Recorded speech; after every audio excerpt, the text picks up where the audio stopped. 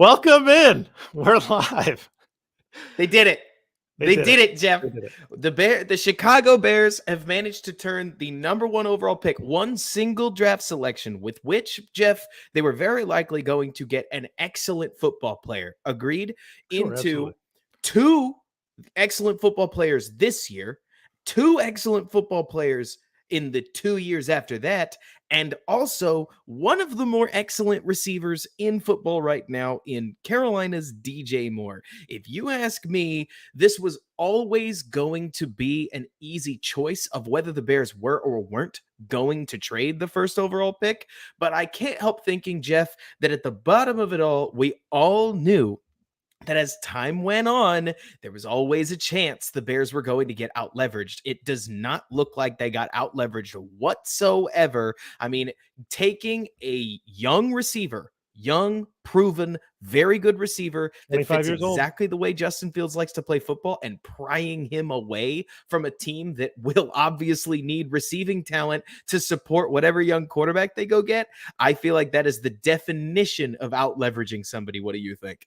All right. So I asked our friend Brad Spielberger if he was available to hop on. He is not. Of course. As you might expect, he's in high demand and very busy. But he did send me this note that I want to share. So according to the Spielberger Fitzgerald chart that he was instrumental in putting together, obviously his name's on it, they value the number one overall pick at 3,000 points. Now, just it doesn't matter what those, just it's worth 3,000 points.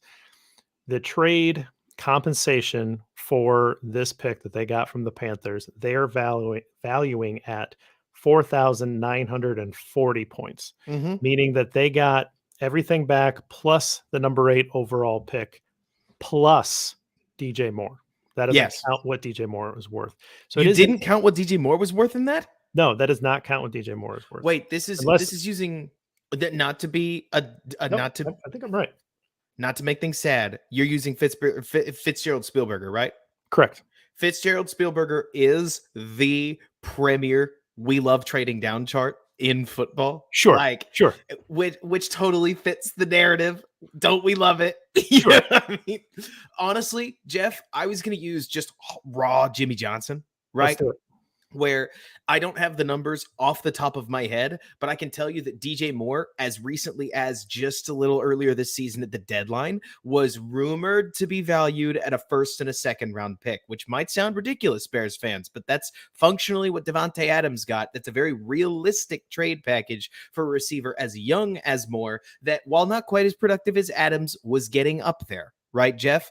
Right. So if you look at this that way, the Bears score 3 first-round picks, 3 second-round picks, and 2 of those obviously, and also, not to mention, Jeff, they get some of the money that they absolutely had to spend and push it towards a young player that is well worth the contract. What will this do to Darnell Mooney's situation, to Chase Claypool's situation, to my Jackson Smith-Jigba draft dream? We don't know yet. But we can figure all that out later. The Bears got a premier player to move down to 9. And honestly, Jeff, I don't think they could have done it with a double trade down. No, and I think that the trade to 9 still makes a lot of sense because I think that you're going to see at least 3 quarterbacks go in the top of the draft, and you have a lot of defensive talent that's on the board there.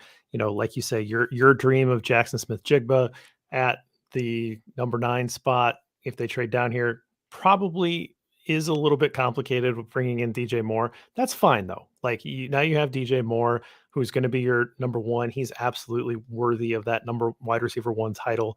You have Darnell Mooney coming back from injury. He's a very good wide receiver, has a great rapport with Justin Fields, can settle into that number 2 role. And then hopefully with a full off season, Chase Claypool can come in and he can be a strong number 3. I know that a lot of Bears fans were disappointed, but that's a tough transition to make mid-year for a receiver into this system and to gain a rapport with a quarterback. I would love to see what Claypool looks like with a little pressure taken off and with the full off season as your number 3. That's looking like a pretty good wide receiver core to start the year. Sure, but I mean, honestly, Jeff, I'm still in the stratosphere about what this means about Ryan Poles, right? Okay. Like I know I'm the film analyst guy, And like we're seeing in some of the comments, like I'll go through a film breakdown of DJ Moore, probably get to work on that right this evening. Why? What else do I have What to else are do? you gonna do? Right. But so honestly, Jeff, to me, this Chicago Bears team, DJ Moore or not, has always been aim pointing 2024 best case scenario, realistically 2025. And that's fine. DJ Moore fits that timeline, right? But maybe more important, Jeff, is the fact that there is no way. I have to go back to this. There's no way Carolina wanted to give up DJ Moore. Anybody else, right? Have Brian Burns, have Derek Brown, have a JC Horn, have a 2025 first. DJ Moore was the untouchable piece to this trade because it doesn't make any sense to take a receiver that you just handed that kind of cash and allow yourself to trade him away while also giving away so much future draft capital. But Poles got him anyways. And I got to tell you, having a GM that instead of being on the side of giving up heaven and earth, will find a way to ask for more than heaven and earth, right? To say, yeah, I know, but I'm not letting you get away without giving me that, is so exciting to me. Because honestly, Jeff, you and I have talked about this before. Head coaching and front office work can win games on the football field. Sometimes the scheme doesn't always even have to matter in that case. Like, yes, of course it does. Yes, of course. Like, that's the part of football I love, Jeff.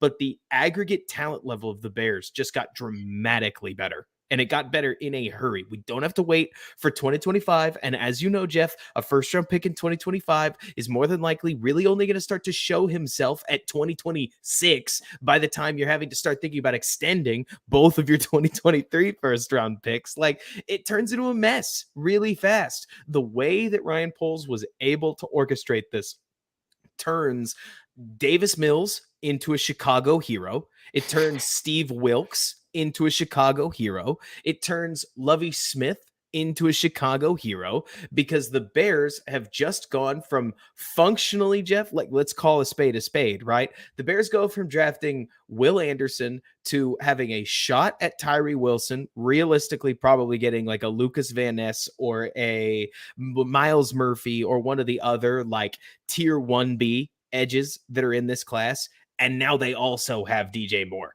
Maybe they add a JSN, but more than likely, that's the move at receiver. And I ain't got no problem with it. Like, this helps us evaluate Justin Fields. This helps us get eyes on what we need in free agency. It helps Poles take the best player available at number 9. Because let's be real, Jeff, before this, we've been talking for the last 24 hours about how the Bears were almost going to have to pigeon themselves into drafting for need at number 9, even if they did trade back to number 9, because it kind of had to be a receiver, right? Instead, Ryan Poles has found a way to get clear value, get future value, balance the fact that the Bears need to spend money now with the fact that they want to keep contracts cheap for later, move money to the right positions, which is in this case a primary receiver. Is he like a wide receiver 1 with the way that some people talk about this, which means like top 10 receiver? I'm not so sure, Jeff, but he's easily the best receiver on the Bears roster. He's exactly the kind of player that fits Justin Fields. There's just so much to like about what's going on right now inside the Chicago Bears front office. And I don't know how to come away from this not excited. Oh, you have to be excited. And I think that I'm going to be curious to hear what you think after your film study, because I like DJ Moore. He's one of the guys I really like. So, Oh, yeah. you can't really just look at his stats from last year because of what was happening in Carolina. But I think he's an impressive player, and I think he's going to be really great to add into the mix here.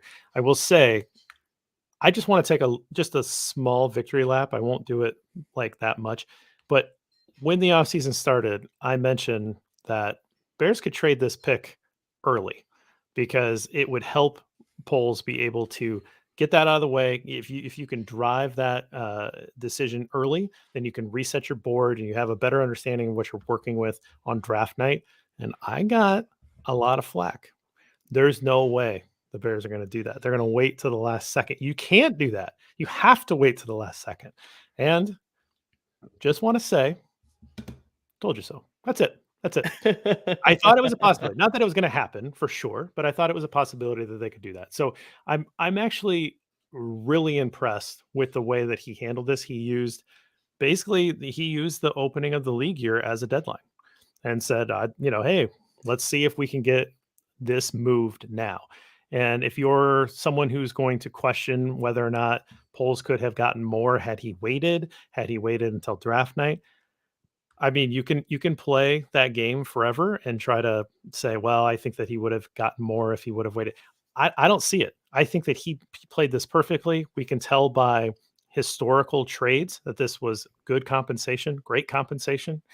He filled an immediate need before he goes into free agency. Who's the best receiver available in free agency? Jacoby Oh, Myers, nobody. It's right? I mean, probably like Myers. it's not a deep free agency class.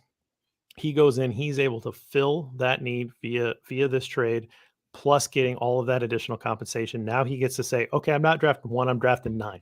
Oh yeah. Now, how do I stack my board? Where does this go? What do I use number 61 overall for? Or how do I look at that now? Now he has the full length between the start of the league year and the draft to really set his board up in the draft, and he can focus on free agency now, knowing he doesn't have to worry about the wide receiver position much at all. Well, and that focus on free agency is so core because let's talk about this. First of all, okay, quick tangent.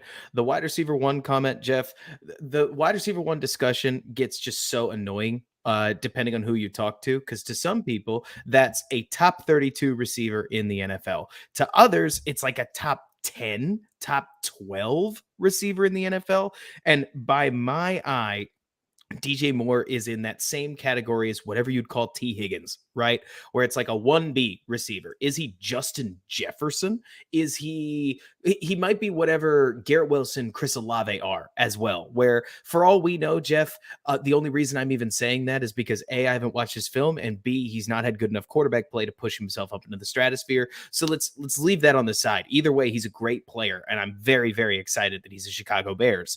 The second thing that I want to talk about, because I think this is maybe most important, Jeff, let's be real about this. Within this negotiation period, there was always going to be 2 peaks in demand. Right now, before free agency, then there was going to lull, and then it was going to be right above or right around the draft season, right? But one thing that I know I'd been tumbling around in my head for a little while was it's really hard to make a bold claim that second peak was without a doubt going to surpass the first peak in Right. value, especially because, Jeff, let's be honest, eventually some of these teams were going to realize that there's a viable path to stripping down, tanking like crazy, and making plays for Caleb Williams next year or Drake May. Right? There's a point where these guys go, okay, you know what? Actually, the combine's been a couple weeks from now. That this was great, but it's not next year's class. So all we got to do is just strip down and wait. Instead, it feels to me like Ryan Poles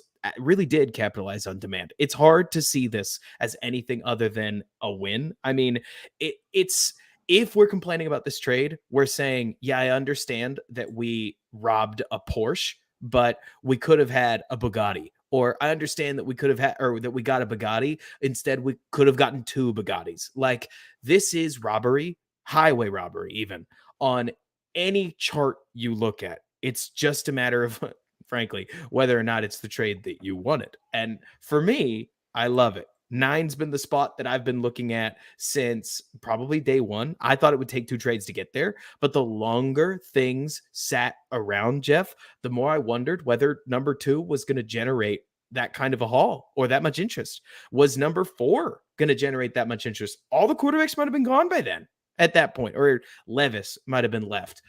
I tend to think that Ryan Poles did a really good job managing this. Obviously, the Bears get better in the short term, and their prospects for the future end up better. They still need free agency. They probably still need 2 off seasons to really, really get good. And I don't mean compete for a playoff spot. They might be able to compete for a playoff spot as early as next year. But Jeff, I think the Bears are finally in a position where you and I can look into the camera or speak into the microphone and confidently say, we don't have to shoot for the 7th or 6th seed anymore, as if that's the best case scenario for the team. That, like it is for Jacksonville, has the opportunity to be a stepping stone for this Chicago Bears team on the way to becoming a legitimate Super Bowl contender. And that, to me, is outrageously exciting. It's everything I've wanted to see the Bears do for the last, 5 years. And basically, ever since 2018 really started to fall out. And I am about as excited as it gets. Yeah, I mean, you have an offense that's going to be entering year 2 with this system, right? So that is always a bump in this system. Justin Fields showed tremendous growth throughout. We don't know exactly what we're getting out of Luke Getzey as a play caller, but hopefully he shows growth as well. You have more time in with new and a better wide receiving core. The Bears are going to spend money on the offensive line. That's going to be an emphasis. I mean, all roads point to Mike McGlinchey coming in and nailing down that right tackle position. There's probably going to be an investment in the interior offensive line. You have to assume some of that draft capital is going to be added on that offensive line. Now, all of a sudden, you have a much improved cast on offense. You would expect this offense to elevate its game and elevate its performance into a really good functional offense, right? Like that's the hope for this year. That's what you want to see by the end of the year. The defense, we'll see, right? How many pieces can you add on defense and free agency? That's been a path for many teams throughout the league to add free agency talent and take their defense up a notch. The Bears were terrible on defense this last year. That's why they picked Terrible. number one. I mean, they were just awful. And so, can they get up to like an average level defense with a well performing offense? All of a sudden, that's a recipe for going over 500, getting in the playoffs, and having fun. You want this team to be fun, to be uh, you know a, a team that no one really wants to face because they could get hot and they could knock you out, right? That's what this team sort of is starting to project. If you look at all the money they have and all the talent they can add, plus now this additional draft capital, very exciting because it makes this year so much more exciting, Robert, and such a makeup for all of the stuff we had to go through in 2022 to cover this team. So I'm really excited. And I think this really sets an incredible stage for what we can expect for this fall to look And like. ooh, Jeff, have you thought about the one hidden implication neither of us have talked about yet? Hit me. So DJ Moore, as we know, just recently signed an extension. He signed an extension in 2022, right? And as with most extensions, right? A lot of that came in the form of salary bonus or prorated bonus that was stretched across multiple years. When a player is traded, they leave that with the team that signed that bonus. Meaning, Jeff, the Bears cap hits for DJ Moore, if I'm reading this correctly, are roughly $20 million in 2023, $16 million in 2024, and $16 million in 2025, when in order, he's 26, 27, and 28 years old. That's a great deal for a 1B receiver if the comp to T Higgins that I'm using for him is about to make 30. Jeff, it's a sneaky way to pay a decent chunk of money to, I mean, honestly, there's a chance that Jacoby Myers is going to get more money over the next 3 years than DJ Moore will get accounted for in the cap by the Chicago Bears, which is bananas to think about. It's similar to the Calvin Ridley trade, right? The one that the Jaguars just made, where it is finding extra value in some creative accounting that will get you a player that really helps your team without paying the premium it would normally pay to to acquire that kind of thing. Oh, absolutely. It's smart in some ways, and like that's why we were kind of hearing some rumors behind the scenes a little bit. Not going to pull back too much of the curtain, but hearing some stuff and started seeing like, oh, it looks like there might be a player involved, and everybody's like, is it Brian Burns? Like that would make the most sense. And then like, no, DJ Moore, and it's like, why? Why No. would Carolina do that? They just signed him. Like that doesn't make any sense. They'd have to eat salary, and that doesn't make any sense. So I was a little confused by that. So do you want to go over what the Bears have for draft compensation coming into now this year? Now reset the board here. Well, I'm totally working off the top of my head, but they're going to be at 9. They're going to be at 61. They're going to be at 53 before that. They're going to be at 65. So we're going to have a really busy, like, Okay. later part of day or middle part of day 2, right? Right. Right. So you have now it's night one, it's pick 9, and then you have two If second it's round pick picks. 9. Yeah. Well, yeah, 2 second round picks and the first pick in in round 3.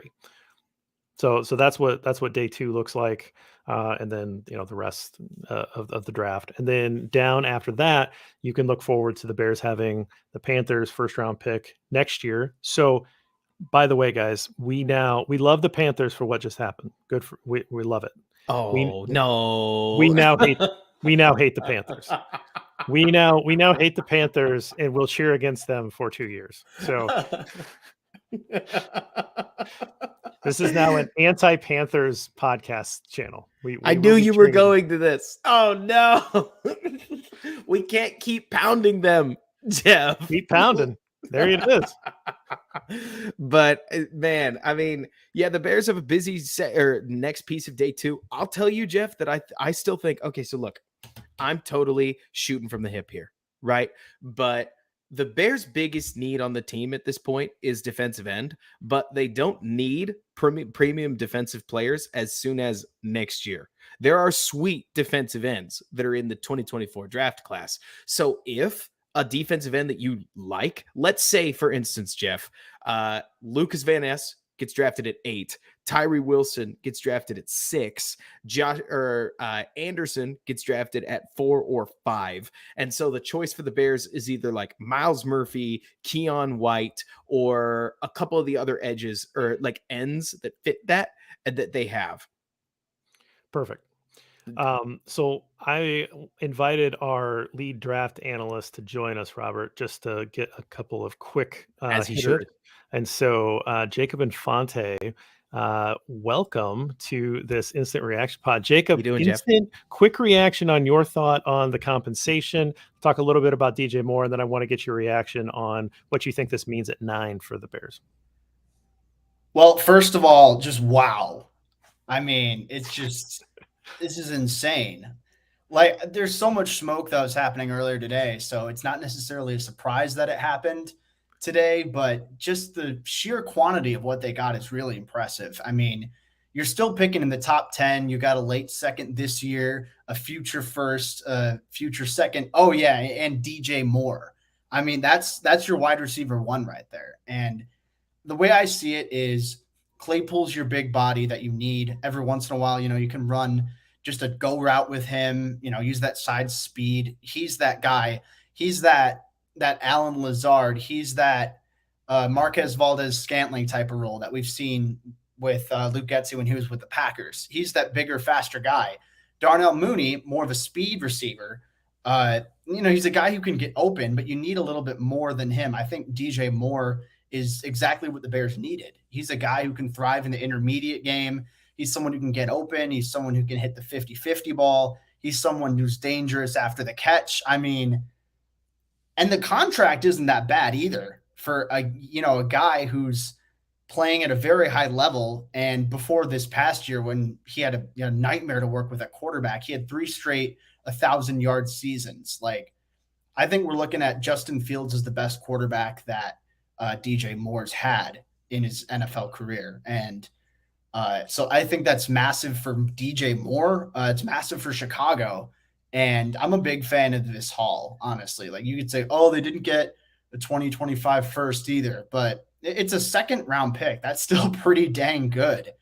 It's just fantastic, honestly. And I'm trying not to look at it through, blue and orange colored glasses, but no matter what angle I look at it, I mean, this is just a very good move and a very good haul for Ryan Poles.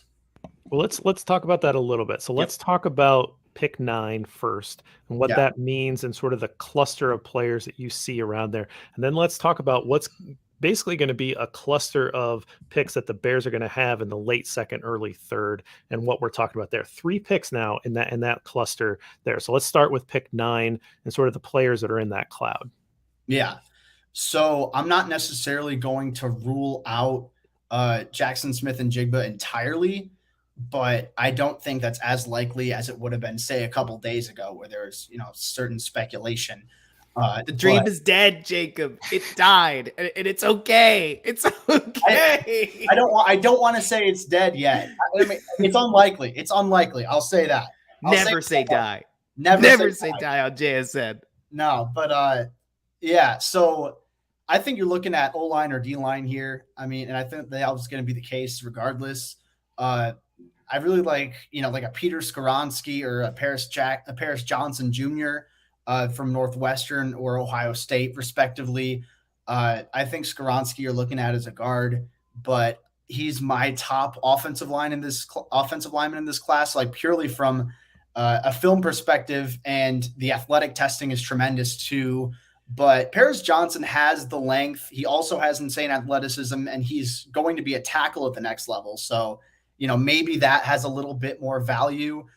Broderick Jones out of Georgia is another really talented tackle. I wouldn't rule him out. And then for defensive linemen, I don't think like a Tyree Wilson's going to be available. Maybe Jalen Carter falls that far. I don't think so. But with the whole situation and everything, like you never know how far he's going to fall. But I think more realistically, you're looking at like Miles Murphy out of Clemson, Lucas Van Ness out of Iowa. Right. Those are the guys that I'm looking at in that range. Really talented players, honestly. And you could even go with a wild card like a Devin Witherspoon, the corner from Illinois, that you really want to completely round out that secondary and get that final corner that you need. But the options are honestly limitless. So I'm really excited to see what happens. I'm looking at the board right now. I wouldn't totally rule down another move from 9, whether that's up or down. I'm not sure. If they really want to get like a Tyree Wilson or a Jalen Carter, I could see them move up a couple picks. Or if, they think, oh, we can get, let's say, Lucas Van Ness a couple picks later, then you can move down and still pick up like an additional third or something like that. So a lot of flexibility. There's just insane flexibility, not just for this year, but for years to come. So Jacob, pushing you on that a little bit, because I'm really interested to hear what you think. So obviously the big conversation, because the Bears have needs all over the place. I mean, actually they still have needs, including receiver. You could make a real argument that whether it was JSN or whether it was Quentin Johnston, that both could find a home on the roster if the Bears organization doesn't like Chase Claypool, which you never know. Right? For a guy who had 144 yards, to suggest that they do or don't like him, we have no idea.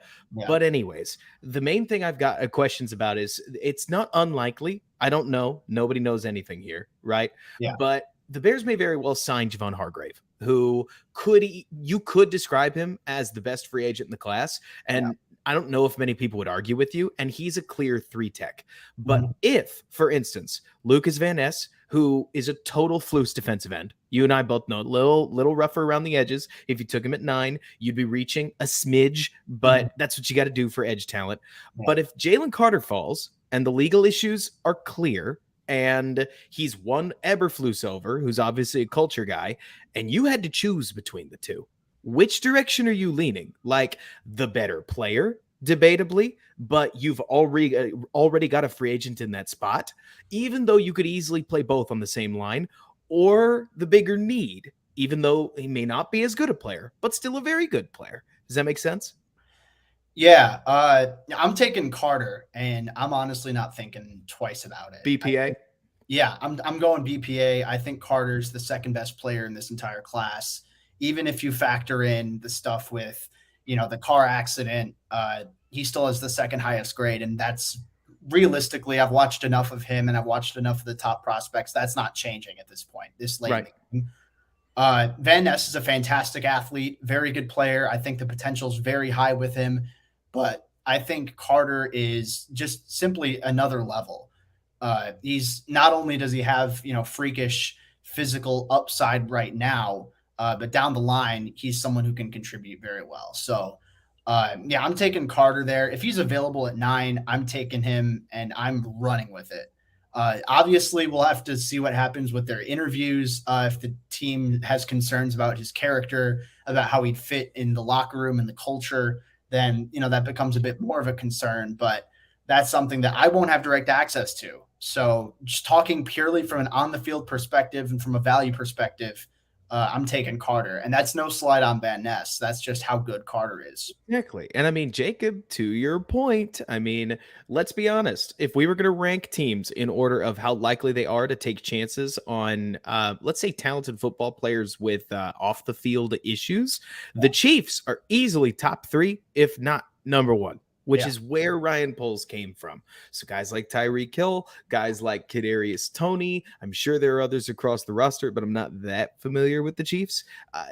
They don't for a time. Exactly. They don't tell you the Bears are going to draft Jalen Carter, just that it's not out of the question, which is bizarre to think of at 9. I'm kind of with you that I feel like it's not out of the question for the Bears to trade down again. Like now that they got more, because before they got more, I thought JSN, you could just about write it in concrete, let it set, and you're not going to need to redo your driveway like anytime soon.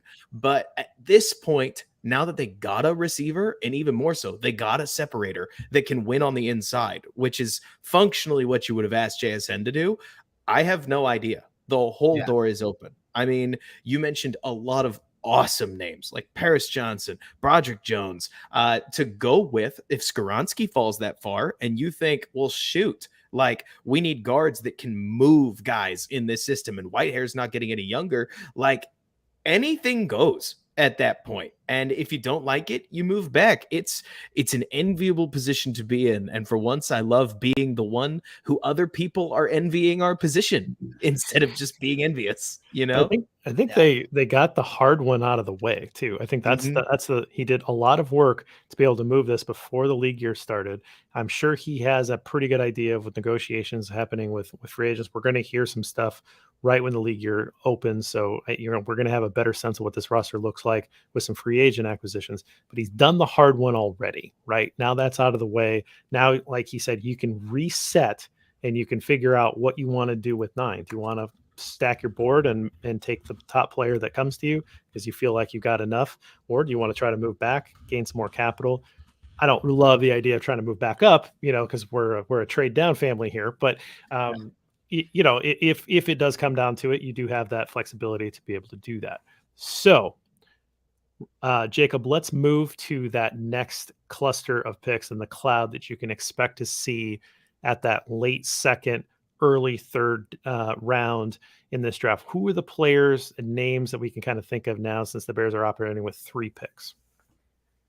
Yeah, so I mean, obviously it depends a lot on what happens at 9, but in that range, I think Cody Mock out of North Dakota State, someone you're looking at. I mean, I see him the as happiest guy of all draft eligible players, right? Has a crazy smile and red hair, just like Yeah, no, absolutely. So I think if Mock's available there, then he's definitely someone who fits the system. He's definitely someone who fits just kind of the vibe they're going for in Chicago. I think you're still looking offensive line, defensive line. I think those are the 2 biggest positions you're looking at with your first 2 picks or in the first 2 rounds, just in general. You can get an edge rusher, a defensive lineman. BJ Ojolari isn't the biggest guy, but he's athletic and he has long arms. He's someone that I'd look at to generate pressure off the edge. Adetomiwa Adebawore, if he falls that far, which I don't know if he does anymore just because of how good he was at the combine, but he's someone who fits this defense like a glove. You could also argue someone like Keanu Benton out of Wisconsin. He could be a really good one-tech in this type of defense. And, maybe on offensive line, also a Matthew Bergeron from Syracuse is a pretty good fit to me. Those are just a handful of guys. Maybe a Jalen Duncan if you really want to take a bet on someone who's toolsy, like raw, but has potential to work with. And then other edges like Isaiah Foskey, Derek Hall from Notre Dame and Auburn, respectively, or maybe even Zach Harrison, the Ohio State edge rusher. I think just any of those guys, that's who I'm looking for in that cluster of, the 50s and 60s. I think most of them will be available around that time. And I'd be willing to bet the Bears get at least one of the guys that I just mentioned. What about a guy like John Michael Schmitz, my favorite center prospect that every Bears mock draft includes? Is that a target in that range? Well, it should be. I'm not necessarily sold he falls that far. I hope he does. I truthfully hope he does because he's definitely a top 25 player on my board. I don't know if he's top 20. I'd have to go back and double check. but he's close. He's, And very good player, one of the best film grades I have on a player, regardless of, sure, he's got age and the positional value is not super sexy, but his film's tremendous. And Jacob owned that because just last year you were on Cole Strange from a Yeah, film perspective, just like as much as anybody else was. But I mean, you were one of the first that I know I saw that was like, this guy's the dude. He ended yeah, up a first rounder. To that point, JB, I think right now JMS has been every Bears fan's favorite pick at 65 on the little mock draft simulator. I'm just not convinced that he'll get there. I mean, I'm right there with Jacob, where I feel like you look at JMS, it's very obvious that he's got great eyes for a center. He knows what he's looking at. He knows how he's trying to direct the offensive line. He's got the movement skills to back up a very cerebral play style rather than being one or the other. And if he interviews like his film suggests that he would, and he clearly has command of how Minnesota wants to run that offense, I just struggle to find myself in a league that just drafted Tyler Linderbaum in the first round, not taking him in probably somewhere. Jacob, I don't know about you, I haven't been taken somewhere between 33 and 45, in that early part of the second round phase where yeah. a bad team is thinking, well, we got to shore ourselves up at center. You know what I mean? Yeah, no, I think that's totally fair. I think that's probably where he's going to go in real life. If he falls that far to where the Bears are, then, Love it. go for it 100%. But two guys I think are a little bit more realistic for the Bears. Luke Weipler out of Ohio State, another center prospect, and then another center, Joe Tippmann from Wisconsin. I think Tippmann's a better athlete on film, but Weipler also tested really well. He's, got an elite RAS grade. He ended up in the green, so that's definitely something that you consider. I think either one of those guys would be good scheme fits, and they fill that center need very well. And I think they'll be available late round 2, early round 3. So a lot of different options, honestly. And I'm kind of digging just the versatility you have there. Kind of would have been the only thing that would have made this even better for me is if the Bears got that earlier second round pick. But I mean, considering everything else that they got, that just kind of seems like nitpicking at this point. So in the grand scheme of things, I'm a very big fan of what they ended up with. And I think they have a lot of different options they could pursue, not just at 61, but in that range in general. Yeah, you got those 3 picks. I'll ask you one more position group, and then we can kind of move on. But Yeah. a lot of talented corners come out in that area of the draft pretty regularly. Certainly the corners in this draft are being talked about as a pretty deep group. So are there a few names to kind of think about to add that 5th defensive back to this defense that would really round out that unit? Yeah, so there are a couple names that stand out to me. The only thing that I'm a little bit hesitant about in this draft class is I think there's really good value in the late first, early second round, and the late second, early third value isn't all that great. So you're hoping that in Emmanuel Forbes out of Mississippi State, he falls, a little skinny, but very good athletically, very good ball skills. He's a pick six machine. Another guy you're looking at, Deontay Banks out of Maryland, one of the top performers at the combine, both on field and in athletic testing. Just very, very good film. Still a work in progress, but you can see flashes of legit star potential there. I'd say a Clark Phillips, but I don't think he's big enough or long enough for what the Bears want at corner, especially with where they're at right now. And then you kind of fall off a little bit. I think the best value after round 2 is probably late round 3, maybe. That's where you're looking for a DJ Turner out of Michigan. I think you're looking at, maybe a Garrett Williams out of Syracuse coming off an injury, but really good tape. I don't know if the value is going to be great at corner in that range. I mean, I'd be very interested to see what happens there if one of the guys that I mentioned earlier falls, or if they really like maybe a Tyreek Stevenson out of Miami, a longer physical guy. But I don't know. I don't think the corner value is going to be great, which is a little disappointing considering the fact that I think that it'd be a slam dunk if they added just that one more corner to truly round out that secondary.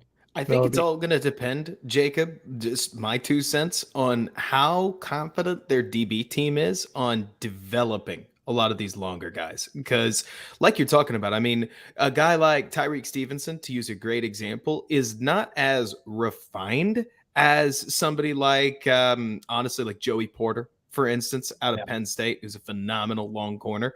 But you talk about guys like Julius Brents, you talk about guys like Tyreek Stevenson, they've got things that you can't teach. And like you're talking about, the smaller 5'10 corners, they can zoom around all over the place. Those are great. But I don't know if Flus is going to want them. With 3 picks, I don't know. Honestly, I think a lot is going to change over the next, 7 days, Jeff? Oh, yeah. Where If they don't sign somebody in free agency, then I think you really have to start looking hard at corner in the draft. But if they do, then not that they won't draft one to develop, but you can kind of take that off for one of those premium picks because they'll probably redirect that somewhere else. So right.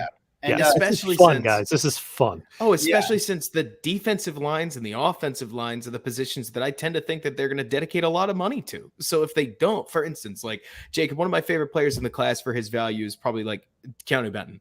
Like to me seems like he's going to be a similar value that Deron Payne is, but obviously Payne's a first rounder, Benton's a second rounder for a reason. It's more to say that he might blossom into that nose tackle that gives you just enough on the pass rush to really tune up your defensive line. But if the Bears throw money at a Dalvin Tomlinson alongside like a Javon Hargrave or a Draymond Jones, they're probably not taking Keanu Benton. They got too many needs. Like you're talking about, Jeff, they're only going to have like 4, like let's call them core signings, right? Guys that make really solid money. Like it could be Okereke, it could be Draymond Jones, it could be Mike McGlinchey, and it could be somebody else, right? Maybe it is Dalvin Tomlinson, but or it's gosh, what's the guy's name from Saints? Davenport, Marcus Davenport. But it'll be like 4 or 5 guys, which is a lot for free agency, and then the rest we're gonna just start pigeonholing the draft, right? And it'll be a lot of fun. It'll just be a big question on who those guys are and what's gonna happen from there. I'm so excited. What a great time to be a Chicago Bears fan. Can't wait to start digging into Moore's tape. Follow me on Twitter or keep an eye on this channel as we'll try to put something together ASAP. Obviously, we've got a crazy week coming up. Bears just traded the first round pick on functionally Christmas Eve. So now we get to have Christmas Day and New Year's, like celebrate, really ringing in the brand new haul. Absolutely crazy. Yeah, I think we can leave it there. Tons of comments, and we will just be back regularly to talk about these things. Robert's got some help to help watch DJ Moore film. Looks like he's already raring to go, so we'll get that going. I'm sure I'll talk to Lester at some point. We'll try to get something going there, and we're tons more in here building the board. I'm sure you guys will have a lot of fun restacking here with now the new Capitol. A lot of fun stuff to talk about, but let's leave it there. This is a good day. We've been wanting this. We've been thinking about this for a while. It is a good haul for Ryan Poles for trading out of the number 1 pick, and there's still going to be a lot of good players that the Bears are going to add here in the next week and in a month and a half when we get to the draft. So thanks everybody, and we'll leave it there. Are we going to stop going live, or are we going to do Q&A? Well, you got a baby in your hand, so yeah, I was loud. It sounded like you were trying to like get out of here. So I was like, okay, I'm ending the show, but if you want to stick around, you had to end the podcast at some point. Yeah, and Jacob, if you got stuff you got to do, you could do that.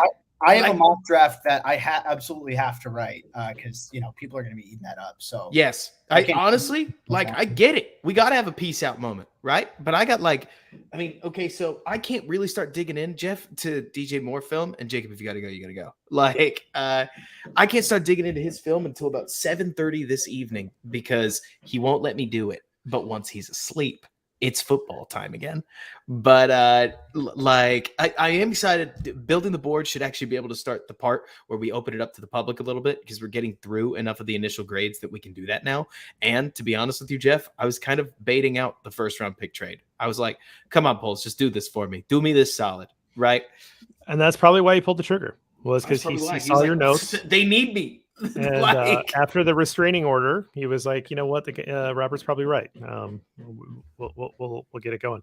Thankfully, they restrained the wrong Schlaubert mitts. Yeah, right. They got a fake ID for all that part. So little does he know, right?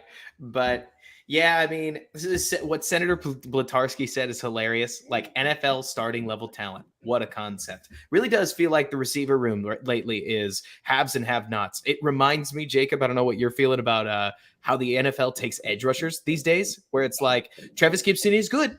Travis Gibson equates to a wide receiver 3. When he's your wide receiver 1, you're in a jam. And until you get that talented guy, it's just too bad.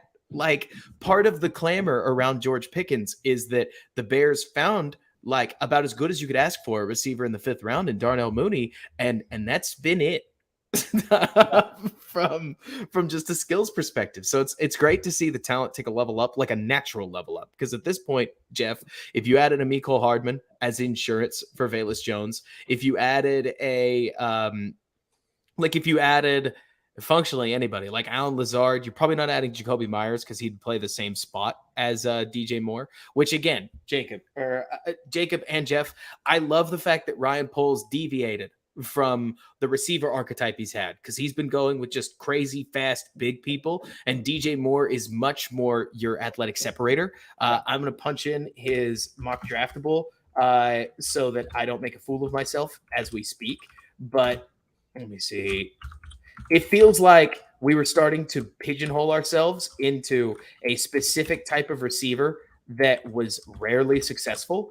And DJ Moore is taking your track record. Yeah, he's athletic. He's got a great broad, great vert, great 40. But he's not as big and tall as some of the other guys. I mean, man, it's just nice to see the Bears have competency at receiver, even if Chicago is kind of a place where receivers go to die.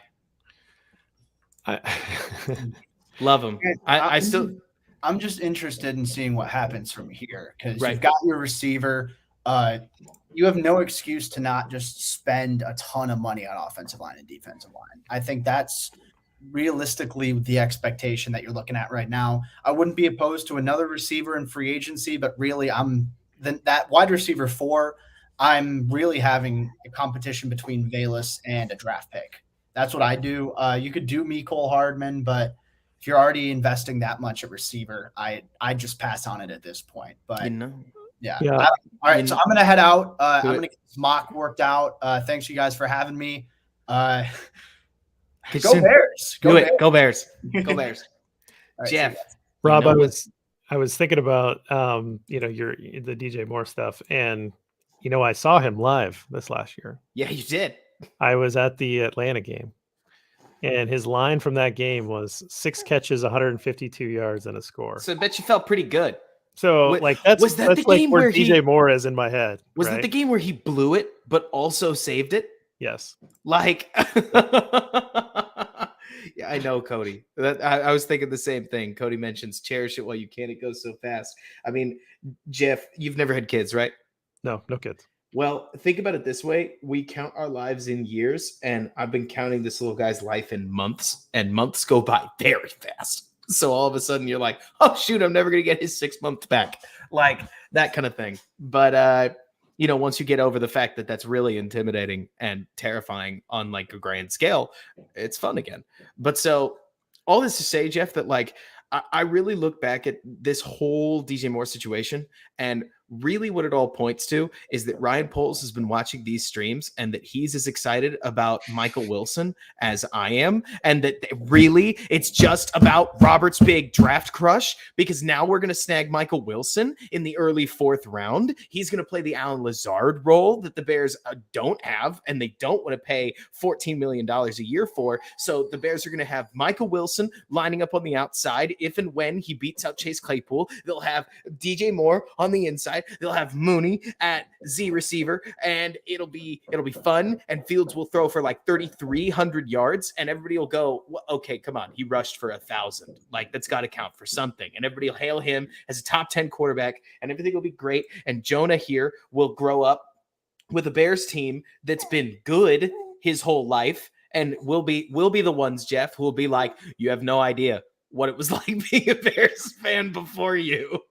I've been thinking about that irony where it's like, if God was going to play a trick on me, Jeff, it would be to make the Bears good during his lifetime after they've been bad my entire existence. And he just becomes like a spoiled, like a 20-year-old Patriots fan. Yes. Or, like a 30-year-old Patriots fan, I guess. Like he's all they've known is just like domination. Oh, right? And even worse, Jeff.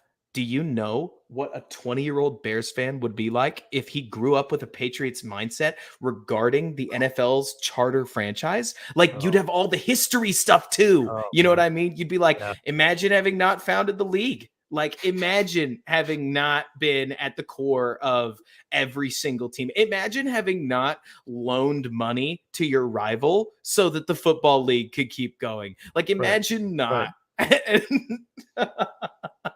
Yep, absolutely. I love it. I think that, like you said, Spielberg's chart is always going to be favorable to the trade down. Well, even if you look at the other charts, you're going to see that the Bears came out ahead percentage wise, and that is because there is limited supply of quarterbacks, and you can bottle up hope and sell it.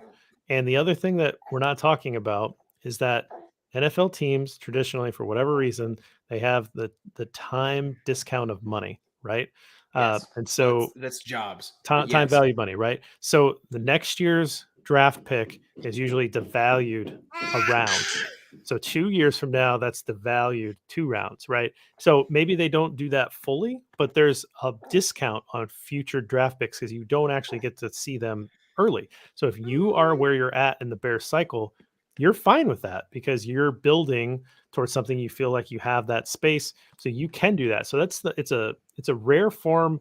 There's a rare opportunity for arbitrage in this world, right? Where you can basically just steal value because you're willing to wait on it. And that's what this is. I love that Poles did it early. I really do. I mean, I don't know. I certainly didn't have any inside information, but when the year was over, the Bears had the number 1 pick. I know I said this could be traded as early as middle of March. I know those words came out in my mouth on a podcast, right? And it was because you don't have to wait. You can create this urgency and move, and then it actually benefits everyone because now that team is okay. They're number 1. Panthers know what they're going to do. They got their guy. They can set up. There's comfort in that, and you can put a price on that. And for the Bears, it's actually pretty great too, even though they didn't have to do it, because now they get the extra time to reimagine all of their moves with this new reality that they're under. So it's pretty great. Great. Oh yeah, and I mean by Ryan Poles. And seriously, the best part about it, Jeff, I mean, so like I've been thinking about this for a little while, that like the funny part about where the Bears were, Jeff, is that I really thought the Bears have been manufacturing leverage from day one, because from a standard negotiating position, they did not have a lot. Does that make sense? Like, call me dubious on this class of quarterbacks, but it was always the perfect storm. Right, Jeff? It was the fact that there wasn't any quarterbacks that were particularly good last year, right? It's the fact that there were enough quarterbacks this year that at least you could draw interest, but the imposing next year's quarterback class, and specifically Caleb Williams, was enough of a shiny lure for me to worry if the Bears were going to have to trade number 1 at value. And if I could be very blunt with you, Jeff, had the Bears traded number 1 for a first next year and a second this year, I'd have still been excited, no matter what team it was. It's free picks. Right? Like the Bears have effectively traded number 1 this year for they didn't send anything back, right? Like no 2024 fourth or something. Doesn't look like it. So they've traded one good player for 5 good players at an absolute minimum, which is already super exciting. right? But it reminds me, Jeff, of how functionally like every trade up comes down to people saying in a room, but he's different. Like, Mm. yeah, I know, but he's different. Does that make sense? Like, yeah, I know he's only 185 pounds, but he's different. He's worth it. Here's the thing is like, now that this has happened, now we can let our true feelings out about these quarterbacks. I've been letting him out. Well, I know. But me, I personally, it's like, I'm just not going to jinx it because I'm not going to like go out and trash this quarterback class at all. But there's a lot of question marks here. There's Yeah. not, and there's question marks with everybody. And there's no surefire prospect. But you know what there are now not question marks about? You want to know why this trade happened at the end of the day? Was it Tepper? Not really. Was it Carolina being the right place at the right time? No. Jeff, you know what is now secure, but that was not secure yesterday? $10 million for whatever the Carolina GM's name is, which slips my mind at this moment. Like, the Carolina GM was one of the people that hired Rule, right? And he didn't get fired, did he? Just Rule did? Do they not have a new GM? Do they have a new GM? Because I don't know if they do. Scott Fitterer. It's Fitterer. You're right. And so within that, Jeff, like, this is to me, call me Bears pilled, call me conspiratorial, put your tinfoil hat on. But for a team like the Titans or like the Panthers, this was always a meal ticket to a 2-year contract extension for a GM that was in hotter water than maybe they could, should, would be, right? The dice had not turned in their favor recently. And people who roll poorly on the game of life get fired in the NFL. But these contracts are fully guaranteed. Scott Fitterer doesn't care if he doesn't get to use that 2024 first round pick right now. Now he's, bummed he's not going to get to, but at least he'll have a job in 2024 or 2025. And that's a huge deal for a lot of these guys. Call them selfish, call me selfish for suggesting it, right? But at the end of the day, when Ryan Poles called Nick Cassiero in Houston, I think it's Rick Cassiero, and said, "Hey, I've got 2 1s, 2 2s, and DJ Moore on the line. What do you got?" They're sitting there with enough job security that they don't need to beat that. Ballard surprises me. Can I be honest? Ballard, I do not understand. Like, to me, this is Ballard watching his job fade away if he doesn't trade up with Arizona right now, which I tend to think that he's the kind of guy that thinks trading up one slot is sinful, right? But I also cannot imagine Jimmy Irsay is going to be excited if the guy they think will slip through, and this is just me guessing, Jeff, by the way, I just have a feeling that Chris Ballard's confidence comes from them thinking they're the only ones that are in on Anthony Richardson, and I believe they are wrong. So unless they really love Levis, because nobody seems to, the Colts could be out in the cold very, very quickly. And I can't pretend it's not going to be kind of fun to watch that, because as awful and heartless as that is, Jeff, I feel like Ballard was the guy that everybody match made in heaven to be like the Bears trade-up partner. And then perfect. He spat at it, It was perfect because he could have done it. The capital's there. There's no difference in the Colts don't have less capital to work with here, right? That they could have done this. And then they have players. They don't have a DJ Moore, but they have DeForest Buckner, right? Like they have a premium player that they could have added to this too. They got dudes. Yeah, I mean and given that Eberflus coach there, you would think that they could. Felt like a duh. Yeah, it was easy. Everybody had it. Yep. Nope. 4-1, 1-4, gonna happen. Divisional relationship. Yeah. At the end of the day, it almost seems like Houston, just guessing. Houston either very strongly feels like Fitterer won't take Bryce Young, which is possible. I have been quietly thinking that Stroud would be the guy I would take earlier. And it's because, Jeff, I think I've said this to you before. I know I've said it on stream. I'm quietly becoming one of those Packers scouts with a ton of thresholds. I'll evolve over time. Every analyst does. But for me, Bryce Young's too small. Look at Kyler Murray. He could barely finish a season. You know what I mean? Lamar's in a whole thing with the training staff over in Ravensville, but like these quarterbacks that are under 200 pounds are like certainly under 210 even are struggling. And like the guys that are in that the higher category, Stroud weighed 210-ish, Richardson obviously weighed 245, like Will Levis, I believe, weighed in the 210, 220 range. Like, I'm not a Levis guy, but I get it much more than I get Bryce Young, whose tape is awesome. I mean, he's got every marker of an NFL quarterback, but he doesn't have the, like, I'm tackling me is like tackling the wind aspect that Kyler Murray does. And even Murray can't finish a season lately. So, I mean, go all the way back to when was it John Wolford dueled Colt McCoy for the playoff spot just 2 years ago? Like, it's not long ago. It wasn't just the ACL that's given Kyler Murray trouble. And I just struggle to believe that in a violent NFL where you get guys like Roquan Smith, who has he moved over to Baltimore, can we just say the honest truth?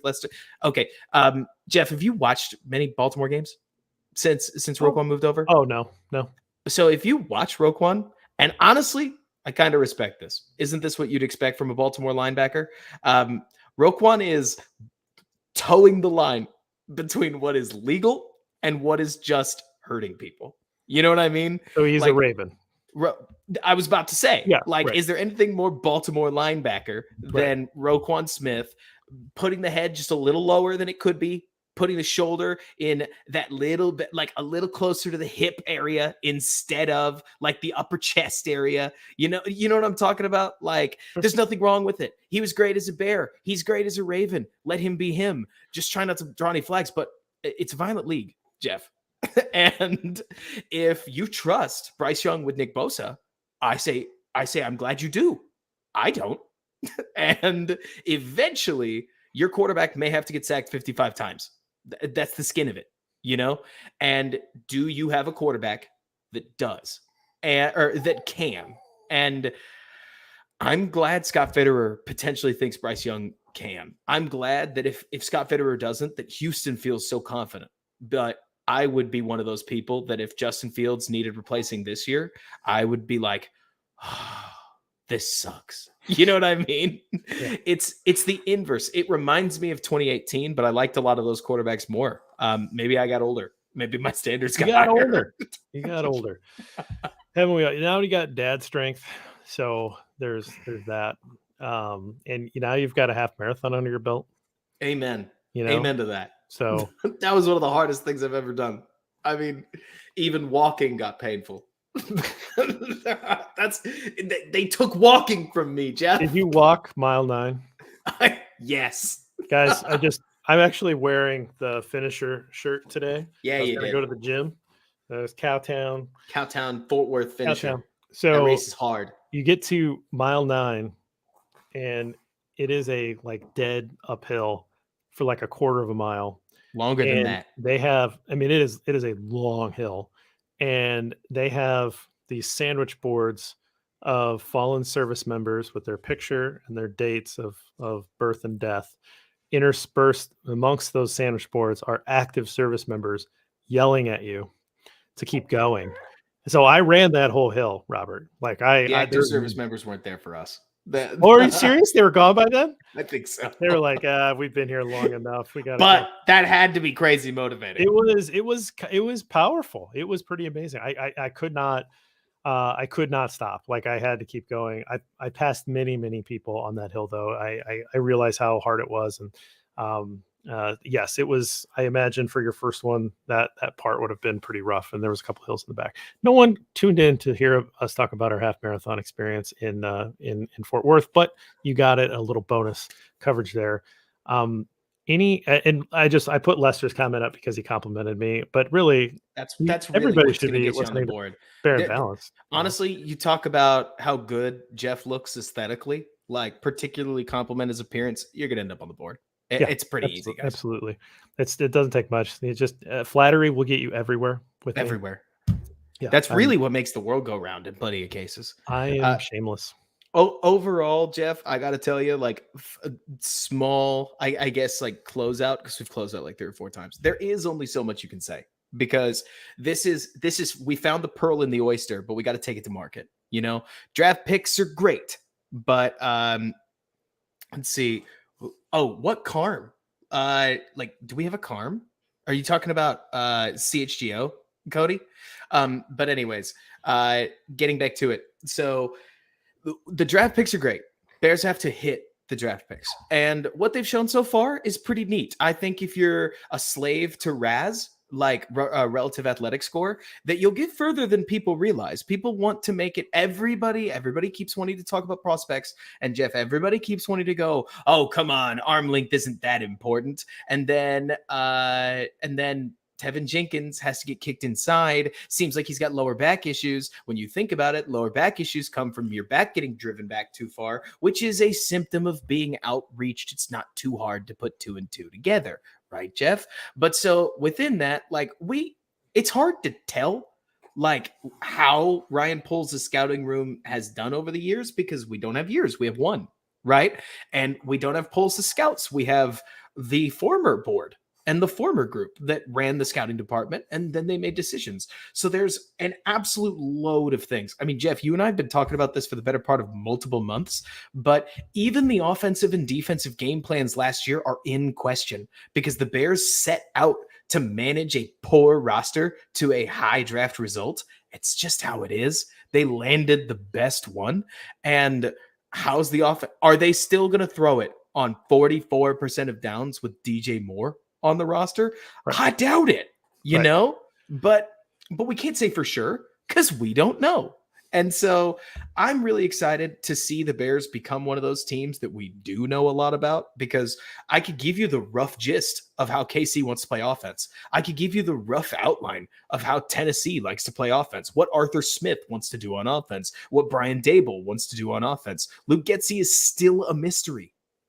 We have some ideas, but some of those ideas, I mean, going all the way back, Jeff, to the idea of, okay, we're up 16-10 at halftime. We are not going to let Justin Fields throw it unless we absolutely have to. We lose. How did this happen? You know what I mean? What was the plan? Was the plan to win the game? I mean, there's just so many pieces to this last year, Jeff, that we can call into question, that it creates so many question marks. But question marks are a lot more fun than big red X's. And we've dealt with a lot of those from 2020 to now. So, all right. I think final thought from me is this is good. This is good compensation. Great. We should be very happy with this happening. I love that it happened early. Yes, selfishly as a content creator, this really helps us because we get a chance to now work the board in this way too. We're going to learn a lot about this team. Poles last year, the best thing he did was not overspend money, right? The best thing he did was reset the books. Yes.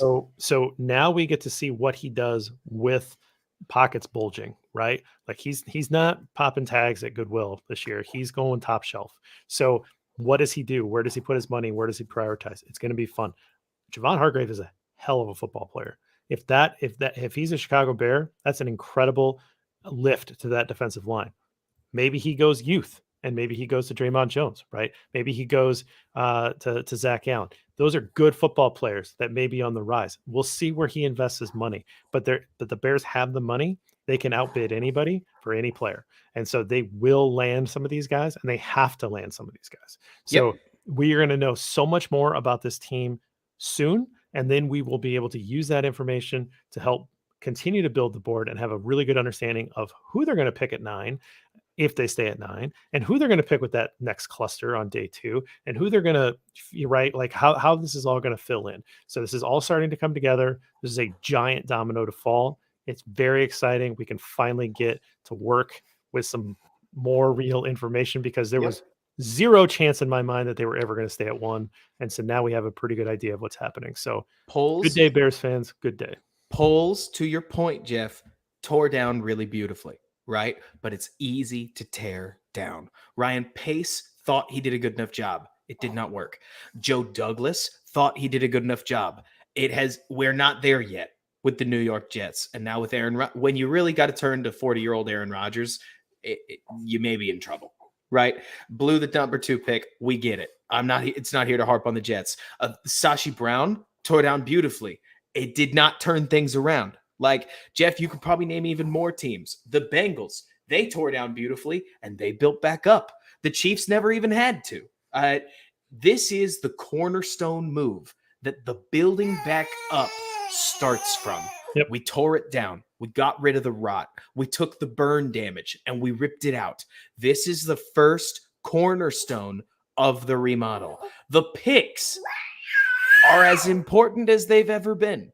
But adding DJ Moore gives you that little bit of insurance, and I don't think it gives you a proven piece.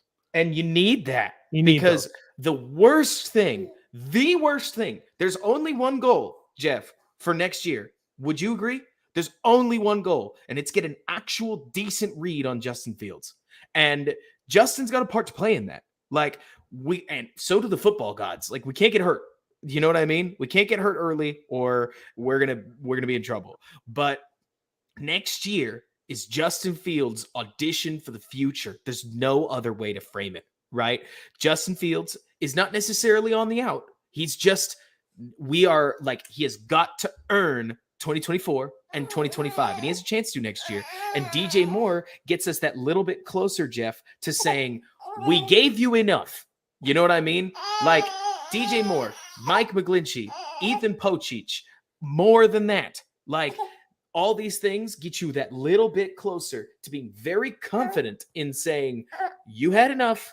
You threw for 2,600 yards.